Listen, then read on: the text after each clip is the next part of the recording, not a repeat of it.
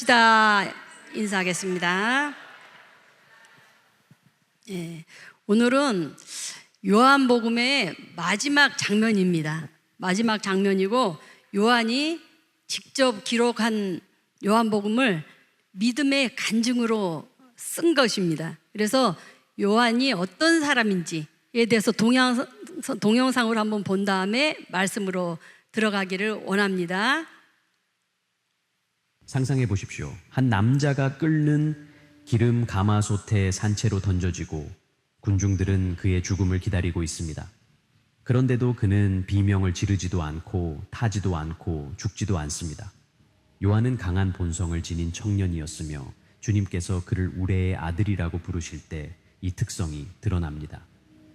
그가 그리스도를 만났을 때 그는 또한 부족했던 목적을 발견했으며 그때부터 그의 삶은 스승의 길과 분리될 수 없게 되었습니다. 그가 설교하는 곳마다 믿음이 자라났습니다. 그의 단순한 존재만으로도 온 회중을 강화하기에 충분했습니다. 그리고 이것은 제국의 종교, 정치, 영적 미래를 통제하고자 했던 사람들에게는 참을 수 없는 일이었습니다. 판결이 확정되었고 요한은 그의 운명이 이미 봉인된 사람처럼 로마 관리들에게 끌려갔습니다. 그의 몸은 화상을 입지 않았습니다. 그가 나왔을 때 그의 몸은 상처 하나 없이 온전했습니다. 이 반모는 요한의 새로운 목적지가 될 것이었습니다. 많은 사람들이 강제 노역으로 죽기 위해 보내지던 유배지로 사용되는 섬이었습니다. 요한은 자신이 언제 반모를 떠날지 알지 못했지만 전도서 3장 1절이 선언하듯이 주님께서 만물의 때를 정하신다는 것을 알았습니다. 그는 상당한 기간 동안 섬에 머물면서 육체적 쇠약과 고독에 직면했지만 그의 믿음은 굳건하게 남아 있었습니다. 석방 명령이 보내졌고 요한은 유배지를 떠날 허가를 받았습니다. 왜 그는 다른 사도들처럼 죽지 않았습니까? 왜 그는 기름과 유배와 시간을 견뎌냈습니까? 하나님이 그에게 맡기신 사명은 단순히 과거의 기억을 전하는 일이 아니라 앞으로 올 세대에게까지 살아있는 진리를 전달하는 것이었다. 그의 생애는 이 진리를 잇는 달이었다. 그는 자기 생애의 마지막 순간까지도 그 사랑이 신앙의 본질이라는 것을 잊지 않았다. 아멘. 어떻게 잠깐 보니까 요한이 어떤 분인지를 알겠습니까? 잠깐 봐서 잘 모르겠죠. 근데 우리도 마찬가지입니다. 요한처럼 정말 진정으로 예수님을 따라가는 사람들은 변하게 돼 있습니다. 하나님을 깊이 만났는데 변하지 않는 게 기적입니다. 요한은 예수님을 만나고 난 뒤에 어떻게 변했냐면은 그의 인격도, 그가 하는 사역도, 그리고 삶의 모든 목적이 변했습니다. 그리고 그가 예수님과 함께 있었어요. 함께 생활도 했었고 함께 먹기도 하고 예수님을 직접 본 분이에요. 그래서 경험했던 것이 그의 고백이 뭐냐면은 예수님은 하나님의 아들이시다. 예수님은 하나님이시다. 라고 고백을 하게 됩니다. 오늘 이 본문에서 예수님이 마지막 명령하는 게 있어요. 우리들에게. 그때 2000년 전에도 명령을 했지만 지금도 우리들에게 명령하는 것이 바로 너는 나를 따르라는 오늘 제목의 말씀이 나오고 있습니다. 그래서 오늘 우리가 이 명령을 어떻게 따라가고 있는지 내 자신을 한번 돌아볼 수 있는 귀한 시간이 되었으면 좋겠습니다. 자, 첫 번째는 예수님을 따라갈 때 뒤를 돌아보지 말고 따르라고 얘기를 하고 있습니다. 본문 20절을 같이 한번 읽어보겠습니다. 베드로가 돌이켜 예수께서 사랑하시는 그 제자가 따르는 것을 보니 그는 만찬 속에서 예수의 품에 의지하여 주님을 파는 자가 누구오니까 묻던 자더라. 네. 여기서 보니까 베드로가 부활하신 예수님을 만났어요, 안 만났어요? 부활하신 예수님을 만났는데도 불구하고 3년 동안이나 자기가 같이 생활을 하고, 그런데 예수님을 몇 번 부인했어요? 3번을 부인하고 나니까 후회스럽기도 한 거예요. 내가 정신을 바짝 차리고 있었을 걸 왜 예수님을 3번이나 내가 모른다고 했을까? 그런 후회도 생기고, 그러다 보니까 아이고, 나 같은 사람이 무슨 예수님의 제자가 된다고 그러면서 낙심이 되는 거예요. 계속 낙심이 되는 그 마음이 가라 앉다 보니까 어떻게 돼요? 에이, 물고기나 잡으러 가야 되겠다. 그러면서 고향으로 가버리는 거예요. 그런데 예수님은 어떻게 해요? 그래, 물고기나 잡고 잘 먹고 잘 살아라 이러고 내버려 두는 게 아니라 그 고향까지 예수님이 찾아가시는 거예요. 찾아가서 베드로야, 너가 나를 사랑하느냐? 내 양을 먹여라. 그리고 회복시켜준 다음에 베드로한테 그러는 거예요. 나를 따르라. 나를 따라와라. 이렇게 얘기를 하는 겁니다. 여러분, 우리가 하나님 앞에 잘못하고 민망할 정도로 내가 하나님 앞에 함부로 하고 했을지라도 하나님은 우리를 끝까지 용서하시는 사랑의 하나님이라는 것을 우리가 다 기억했으면 좋겠습니다. 그래서 이렇게 용서를 받고 예수님하고 같이 감사하는 마음으로, 기쁜 마음으로 둘이서 걸어가는 거예요. 걸어가는데 딱 뒤를 돌아보니까 요한이 따라오는 거예요. 그런데 예수님이 제일 사랑했던 요한, 그리고 12 제자 중에 나이가 제일 어린 사람이 사도 요한입니다. 그러니까 베드로가 궁금한 거예요. 탁 뒤를 돌아보고 예수님께, 주님, 이 사람은 어떻게 되겠사옵나이까? 라고 물어봐요. 우리가 이 질문에서 우리에게 주시는 첫 번째 메시지는 뒤를 돌아보지 말아라, 이겁니다. 그런데 우리가 예수님을 따르면서 신앙생활을 하면서 뒤를 돌아다보면 어떻게 해요? 마음이 흔들려요. 왜? 어느 누구든지 상처 없는 사람이 없고, 어느 누구든지 실패 안 해본 사람이 없어요. 어느 누구든지 하나님 앞에 딱 서면은 부끄러움이 없는 사람이 어디 있겠어요? 그러다 보면은 우리가 신앙생활을 하고 앞으로 나가야 되는데 발목이 딱 잡히는 거예요. 이 발목 잡힌 사람을 저는 만난 적이 있습니다. 한 번은 전도하러 밖을 나갔는데 그 아파트 단지예요. 아파트 단지에서 쓰레기를 분리하는데 어떤 아주머니가 옷도 그냥 아무렇게나 입고, 그 아파트는 조그만 평수가 아니에요. 그런데도 옷을 흐름하게 입고 진짜 이거 못 죽어서 쓰레기를 이렇게 분리를 하고 있는 거예요. 그래서 제가 옆에 가서 그랬어요. 제가 좀 도와드릴까요? 그랬더니 말도 안 해요. 그냥 고개를 끄덕끄덕해서, 제가 또 이게 뭐 하는 데는 빨리빨리 하거든요, 제가. 그래서 빨리빨리 착착착착 이렇게 도와줬어요. 그랬더니 고마워요, 이 소리를 하는 거예요. 그래서 제가 어디 아프세요? 제가 그랬어요. 그랬더니 이 사람이 안 아파요 이러는 거예요. 그리고 헤어졌어요. 근데 나중에 또 갔는데 그 사람을 똑같이 또 만난 거예요. 그래서 제가 도와주고 말을 시키고 이랬더니 이 아주머니가 나중에 우리 집에 한번 와요 이러는 거예요. 그래서 제가 언제 갈까요? 그렇지 않아도 전도하고 돌아다니는데 오래는데 안 가겠어요. 언제 갈까요? 아무 때라도 불러주시면 제가 가겠습니다 이랬어요. 그래서 그 집을 가게 됐습니다. 근데 전 너무 놀랐어요. 집이 동굴 들어가는 줄 알았어요. 딱 갔는데 이게 커튼이 이중 커튼, 이게 깜깜해. 불도 안 켜고.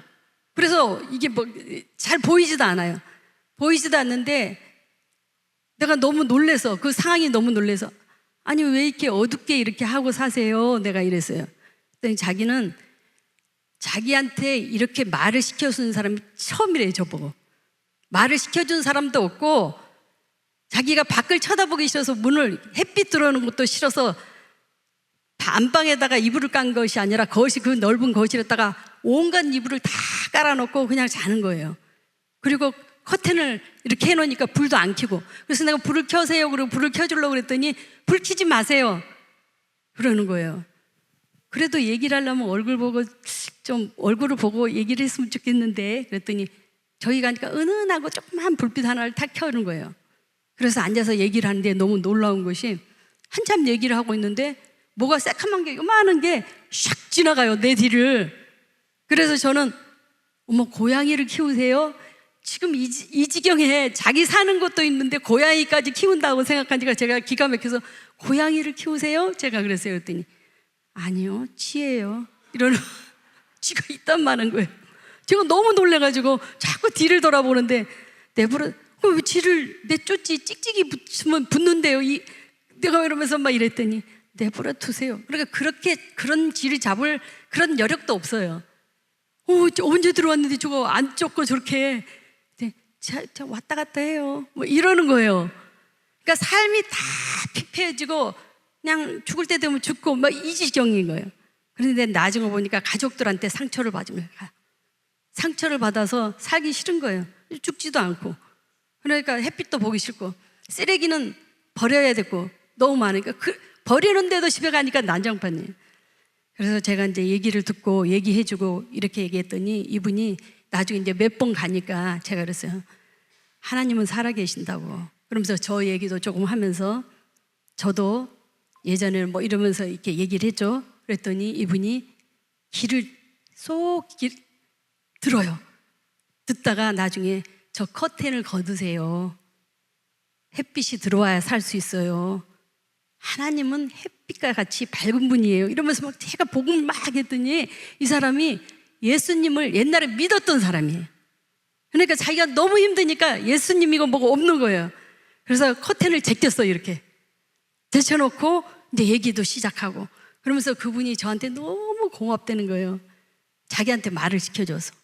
자기는 죽고 싶은 생각밖에 없었는데 말을 시켜준 사람 나밖에 없다는 거예요. 그리고 우리 집을 처음 온 사람도 이렇게 커튼을 쳐놓고 자기가 죽을 생각하고 있을 때 처음 온 사람도 저래는 거예요. 그래서 그분을 위해서 아침에도 기도하고 밤에도 기도하고 수시로 기도하고 걸어 다닐 때도 기도하고 나중에는요 그분이 커튼을 뗐어요. 그리고 교회도 오고 예수도 믿고 얼마나 놀랍습니까? 우리가 상처가 있으면요 예수님이 눈에 안 보이는 거예요. 하나님과의 관계가 회복이 되지 않는 거예요. 그런데 주님을 전심으로 따라가는 사람들은 과거에 머물러 있지 않습니다. 예수님을 내 주인으로 모신 사람들은 하나님과의 관계가 회복이 되기 때문에 내 안에 기쁨이 있어요. 기쁨이 있고 새로운 삶의 목적이 있고 희망이 있고 그래서 일어나게 되는 거예요. 그분이 그렇게 일어났어요. 예수님 잘 믿으시면은 너무너무 좋은 미래가 기다리고 있을 것입니다. 저처럼요. 이러면서 전도를 하고 복음을 전했더니 그분이 나중에 예수를 믿었는데 지금은 이제 어떻게 하고 계신지 모르겠어요. 떠난 지 이제 오래돼서. 여러분, 우리가 예수님을 따라갈 때 뒤를 돌아보면 안 되는 거. 첫 번째가 그 메시지를 주고 있는 겁니다. 두 번째는 예수님을 따라갈 때 남과 비교를 하면 안 된다는 거예요. 그래서 21절, 22절 말씀 같이 한번 읽어보겠습니다. 베드로가 그를 보고 예수께 여짜오되 주님, 이 사람은 어떻게 되겠사옵나이까? 예수께서 이르시되 내가 올 때까지 그를 머물게 하고자 할지라도 내가 무슨 상관이냐? 너는 나를 따르라 하시더라. 아멘. 베드로가 나를 따르라는 말을 듣고 예수님과 함께 걸어가면서 어떻게 해요? 뒤를 돌아보면서 요한에 오니까 요한에 대해서 갑자기 궁금한 거예요. 우리도 신앙생활 하다가 막 궁금한 게 많아, 옆에 사람한테. 그러니까 예수님께 뭐라고 물어봐요? 주님, 저 사람은 어떻게 될 것 같아요? 라고 딱 물어봐요. 그러니까 예수님께서 뭐라고 얘기를 하십니까? 내가 올 때까지 그를 머물게 할지라도 너는 뭔 상관이냐? 나만 따라와라. 옆에 보지 말고 나만 따라와라. 이렇게 얘기를 하셨어요, 예수님께서. 그런데 이상한 소문이 도는 거예요. 어떤 소문이 도냐면은 요한이 예수님이 올 때까지 다시 올 때까지 안 죽는데 뭐 이러면서 소문이 나는 거예요. 참 이상하죠. 한 사람이 얘기를 해도 또 10사람이 듣고 나중에 10사람이 전하면 끝에는 다 틀려요. 야, 그거 참 신기하죠. 네, 우리 교회는 그런 일이 절대 없고 늘 은혜로운 말만 하셔서 감사드립니다. 그래서 세상에 마찬가지예요.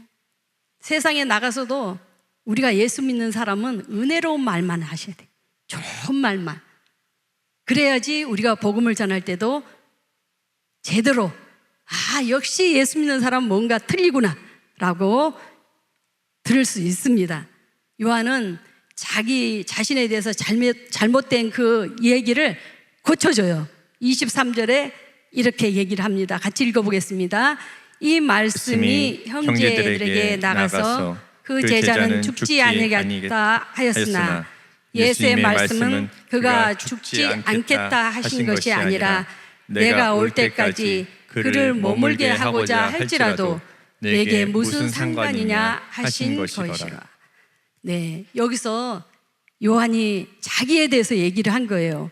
하나님이 그렇게 얘기 안 하셨어. 어떻게 얘기했냐면 내가 올 때까지 그 사람이 살아있든지 일찍 죽든지 너는 그거 상관하지 말고 나만 따라와라, 이 얘기한 거라고. 그러면서 그 소문들이 자꾸 이상한 소문이 도니까 그것을 정정해 줍니다. 말을 예수님께서 이렇게 얘기했다고 얘기를 합니다. 사랑하는 성도 여러분, 우리들이 신앙생활을 하면서 베드로와 같이 그런 모습이 얼마든지 있을 수가 있습니다. 하나님 일을 할 때는 각자에게 주신 그 은사가 있어요. 그 은사대로 봉사해야지 은혜롭게 할 수 있는 겁니다. 남이 잘하니까 나도 저걸 해야지 막 이렇게 봉사를 하는 것이 아니라, 예를 들어서 우리 교회는 이런 일이 절대 없으니까 제가 이제 얘기를 할 수가 있는 거예요. 교회 식당에 집사님이 음식이 너무너무 맛있게 잘해. 그러니까 교회 집사님한테 어쩜 그렇게 음식을 맛있게 하세요? 너무너무 맛있어요. 막 이러고 칭찬을 해. 근데 가만 들어보니 나도 저 칭찬을 듣고 싶거든요. 그래서 나도 그러면 식당 가가지고 음식을 만들어야지. 그러면 사람들이 나한테 칭찬을 할 거 아니야? 이러면서 식당 가서 자기도 음식을 같이 만들어요. 막 음식 만들고 막 자기가 막 한 것처럼 막. 그런데 음식 솜씨가 없는 사람들의 음식을 먹으면 여러분 맛을 보면 어떻습니까? 괴로워요, 괴로워. 음식을 잘 만들지도 못하면서 막 만들어서 우리 교회 성도님들이 만약에 그런다면 얼마나 먹고 괴롭겠습니까? 그런데 그것뿐만 아니라 또 어떤 분들은 이런 분들도 있어요. 음치에다가 박치에다가 그것도 눈치도 조금 없어. 그런데 예배 시간에 딱 보니까 아까도 중찬당 찬양하는데 너무 은혜롭죠. 너무 멋있죠. 너무 멋져 보이잖아요.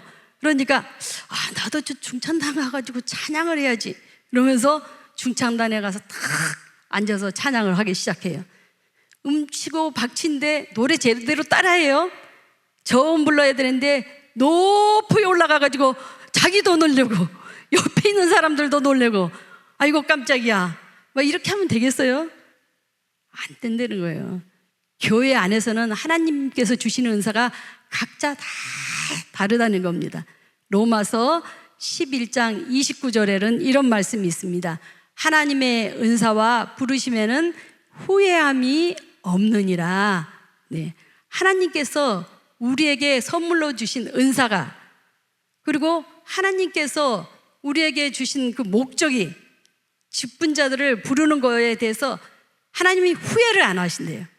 그러니까 우리에게 은사대로 또 부르심대로 하나님께서 주신 그 직분대로 하나님께서 주신 그 은사를 가지고 열심히 감사함으로 기쁜 마음으로 여러분이 그런 식으로 충성하고 봉사를 할 때 옆에 있는 사람도 기쁘고 나도 기쁘고 하나님도 기쁘고 그럴 줄 믿습니다. 네, 세 번째는 온전하게 주님만 따르라는 말씀을 하고 있습니다. 요한은 예수님의 행적을 기록하면서 마지막 고백을 이렇게 남기고 있습니다. 24절, 25절 같이 읽어보겠습니다. 이 일을 증언하고 이 일을 기록한 제자가 이 사람이라. 우리는 그 증언이 참된 줄 아노라. 예수께서 행하신 일이 이외에도 많으니 만일 낱낱이 기록된다면 이 세상이라도 이 기록된 책을 두기에 부족할 줄 아노라. 요한이 예수님과 같이 먹고 자고 보고 경험하고 듣고 하늘나라에 대해서 다 듣고 그것을 이렇게 요한복음에 기록했는데 정말 참되게 진실되게 증언을 하고 있다고 얘기를 합니다. 그러면서 25절을 보니까 예수님께서 행하신 모든 일들, 그러니까 예수님이 우리가 보고 눈으로 보고 듣고만 하는 것이 아니잖아요. 그거는 일부분이었던 거예요, 요한도. 그런데 그 예수님의 모든 것을 다 기록한다고 하면은 책을 이 세상에다가 둘 장소가 없을 정도, 보관을 할 수 없을 정도로 하나님, 예수님은 그 정도로 능력이 있고 사랑이 크신 분이라는 것을 얘기를 하고 있습니다. 사랑하는 성도 여러분, 부활하신 예수님께서 승천을 하시면서 제자들에게 강조했던 말씀이 있습니다. 무슨 말을 강조했는지 여러분 혹시 기억나세요? 사도행전을 넘어가면서 제자들에게 했던 말씀이 성령을 받으라는 얘기를 했어요. 우리가 제자들이 될 때는 제자로서 우리가 하나님 일을 할 수 있는 능력은 성령의 능력을 받아야 된다는 겁니다. 그래서 사도행전 1장 4절에서 8절 말씀을 이렇게 잠깐 간단하게 기록했는데 같이 한번 읽어보겠습니다. 성령이 임할 때까지 예루살렘을 떠나지 말라. 오직 성령이 너에게 임하시면 너희가 권능을 받고 예루살렘과 온 유대야와 사마리아와 땅끝까지 이르러 내 증인이 되리라 하시니라. 아멘. 베드로와 요한은 성령을 받고 난 다음에 완전히 변합니다. 여러분도 성령 세례를 받아보십시오. 성령의 능력을 받으면은 베드로 같은 경우는 두려움이 많았던 사람이에요. 막 센 것 같아도 두려움이 많은데 담대한 사람으로 변합니다. 그리고 요한은 경쟁심이 많았고 요한이 의외로 막 남하고 이렇게 남보다 위에 서기를 좋아하고 그런데 나중에 사도의 별명이 붙습니다. 사랑의 사도라고 별명이 붙습니다. 그런데 그가 베드로하고 요한이 어떤 성령의 능력이 나타나는가 하면은 성전 미문에 앉아있는 안진뱅이를 고치는 역사가 있어요. 그리고 죽은 도로가를 살려내기도 하고 그리고 베드로가 지나가면은 그 그림자가 환자들한테 덮이기만 해도 그 환자가 병이 떠나가는 거예요. 얼마나 놀랍습니까? 내가 하는 것이 아니라 베드로와 요한이 하는 것이 아니라 그들한테 성령의 능력이 임하니까 그런 놀라운 일들이 일어나는 겁니다. 수많은 병자들이 고침을 받고 더러운 귀신들이 떠나가고 그런 성령의 능력을 베드로하고 요한이 하나님의 능력이 나타났던 겁니다. 여러분, 베드로와 요한을 보면서도 우리가 지금도 하나님께서는 우리들에게 그런 능력을 얼마든지 베풀 수 있다는 겁니다. 우리가 그런 하나님의 능력을 사모하고 하나님 앞에 올바른 제자로 충성되게 성실하게 나가면은 하나님께서 그런 사람을 붙들어서 베드로와 요한과 같이 사용하신다는 겁니다. 그래서 우리가 예수님이 제자들을 불러서 한 사람 한 사람을 따르게 할 때는 예수님의 그 능력을 가지고 따라오게 하셨어요. 그리고 그들이 변화받았던 제일 주 무기가 뭐냐 하면은 사랑이었어요. 그들이 힘들고 어렵고 상처 많고 이런 사람들을 한 사람 한 사람 사랑으로 감싸주고 사랑으로 그들을 인도하고 했을 때 한 사람 한 사람이 다 변화를 받았던 거예요. 그래서 그들이 은사를 가지고 사명을 감당하고 하나님의 일에 참여를 했던 겁니다. 하나님께서 부르심에 있어서 제 간증을 한번 잠깐 하면서 말씀을 마무리를 하려고 합니다. 교회에 직분을 받을 때 담임 목사님이 주시는 것 같습니까? 네, 여기서 대답을 할 때는 성도들이 당연히 담임 목사님이 주죠? 이러는 사람들도 말은 않지만 있을 것입니다. 그런데 하나님께서 주의 종들을 통하여서 그 직분을 준다는 것을 제가 체험을 한 적이 있습니다. 평신도 때 제가 아파트로 이사를 갔다 그랬잖아요. 근데 아파트에 가니까 그 단지마다 구역장들이 있으면은 또 그 구역을 전부 관리할 수 있는 지역장이 있어야 되는 거예요. 그 아파트 단지마다 구역장이 있고 지역장들이 있는데 제가 이사 간 데는 구역장 3분이 있어요. 저까지 합쳐서 3분이 있는데 지역장이 없는 거예요. 근데 저는 구역장을 받은 지가 1년밖에 안 되고 나머지 2분은 10년이나 된 거예요. 그런데 전도사님이 저만 보면은 지역장을 하세요, 지역장을 하세요 이러는 거예요. 근데 그 지역장을 하라는 소리에 전도사님, 저 2분은요 10년이 됐대요. 10년 된 분을 시키세요. 저는 아니에요. 그리고 전도사님한테 아니라고 고개를 살살 흔들었어요. 그런데 저를 볼 때마다 그러니 제가 마음이 편하겠습니까? 하루는 저녁 예배를 갔는데 전도사님께서 또 얘기를 하는 거예요.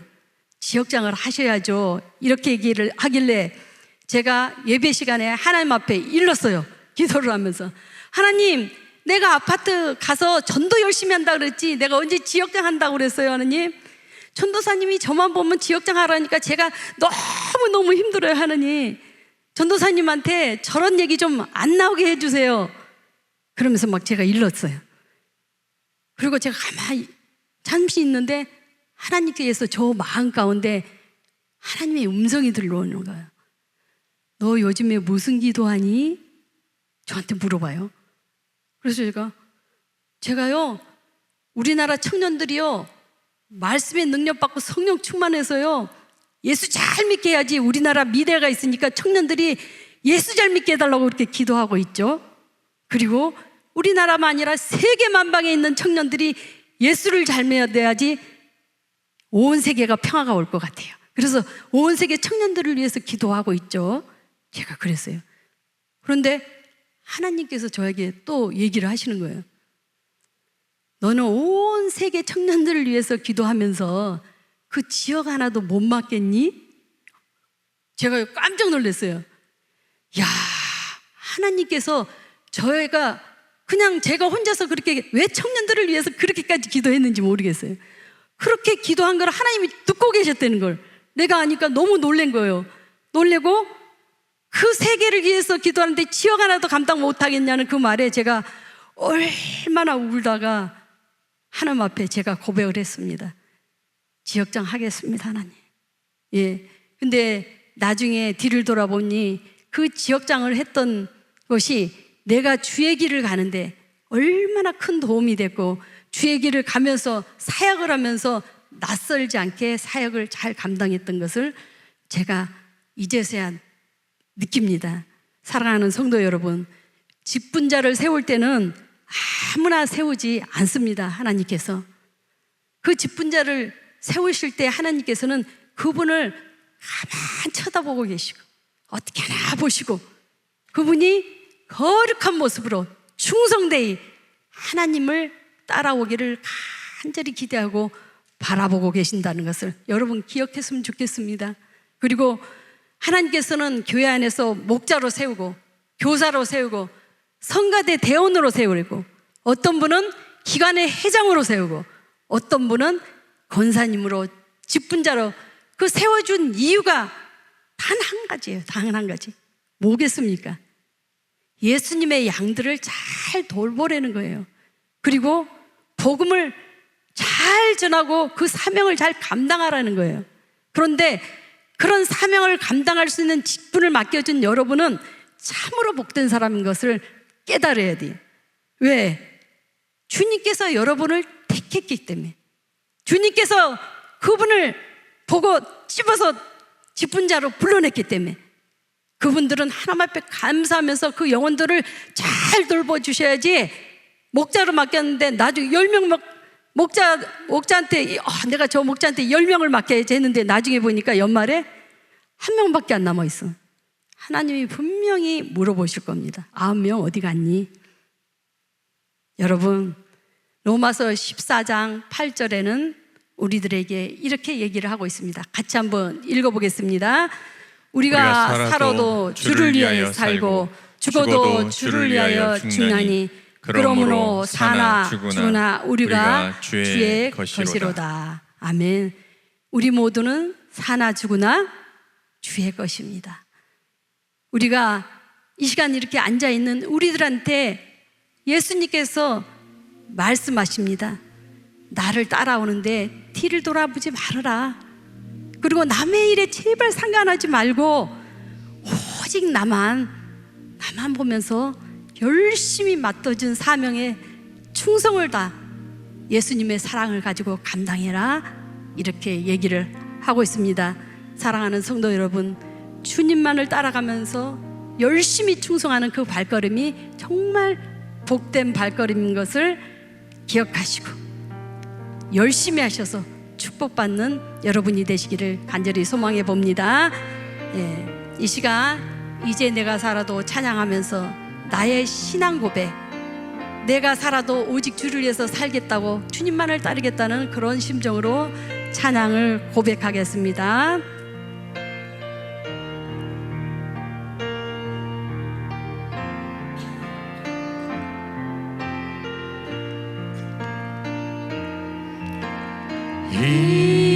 이제 내가 살아도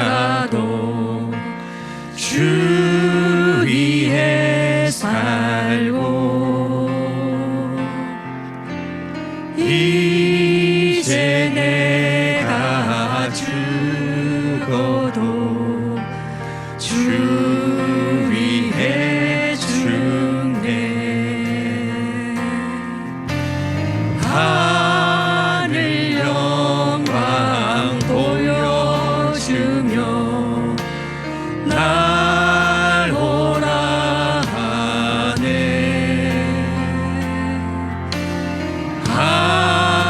할렐루야 찬송하며 주께 갑니다. 그러므로